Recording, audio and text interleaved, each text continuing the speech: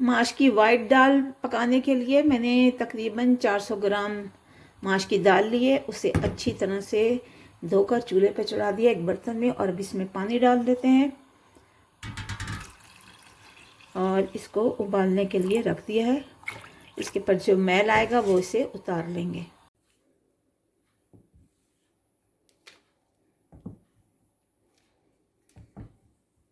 माश की दाल के लिए हमने साबित गरम मसाला लिया है, इसको भून लेंगे पहले।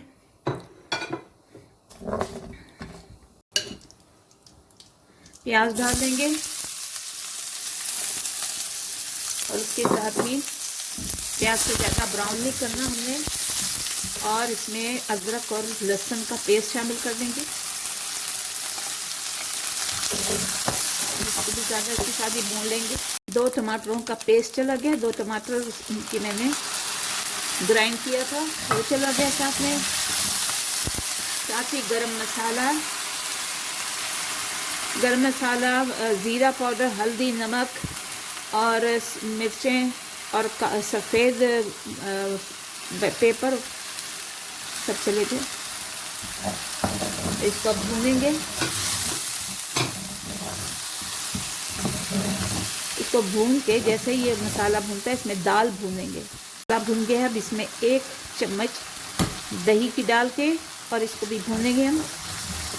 इससे बहुत अच्छा जायका और बहुत अच्छा इसका टेक्सचर बन जाता है। अच्छी तरह से भूनेंगे ताकि इसके में कोई लम्स ना रह जाए, तो गुठली ना रह जाए इसकी। साथ ही इसकी दाल डाल देते हैं। दाल को भून लेते हैं और साथ ही इसका तड़का तैयार करते हैं जो दाल में हमने अलग से डालना है। दाल का तड़का तैयार कर लेते हैं। ये मेरे पास हींग है, हींग डाल दी इसमें।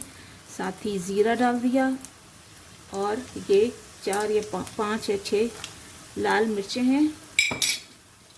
इनको ज़रा सा कड़कड़ाएंगे।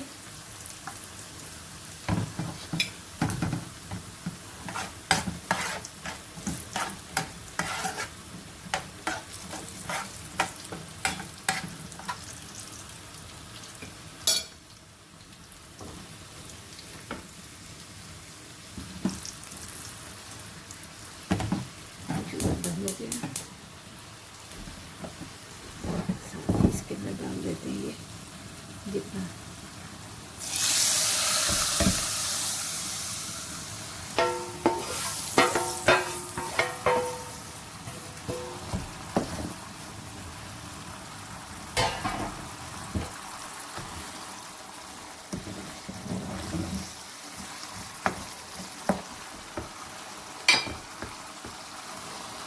धनिया, हरी मिर्चें, ये अदरक,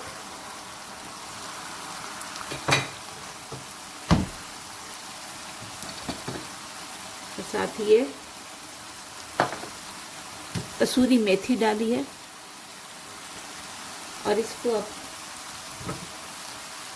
ज़रा सा पानी डालकर इसको ढक देंगे।